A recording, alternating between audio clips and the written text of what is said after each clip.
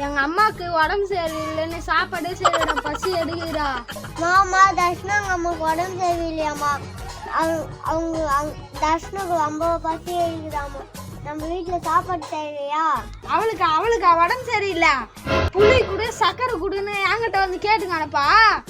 School லீவுன்னவோ சாப்பாடு செய்ய காணும். சரி செய்யறேன். கவிதா இங்க தர்ஷன் வந்தானா கலந்து தேடி திருவுறேன். இங்கதாங்க இருக்கிறான், இப்பதான் சாப்பிட்டான், அவங்க உக்காந்துட்டு இருக்கான். தர்ஷன் உங்க அம்மா வந்திருக்காங்க, உன்னை கூப்பிடுறாங்க. அம்மா வச்ச குழம்பு நல்லா இருக்காதுன்னா இங்க வந்து சாப்பிட்டோம். நம்மளுக்கு என்ன சம பழப்பு ஏன் போலகுதே.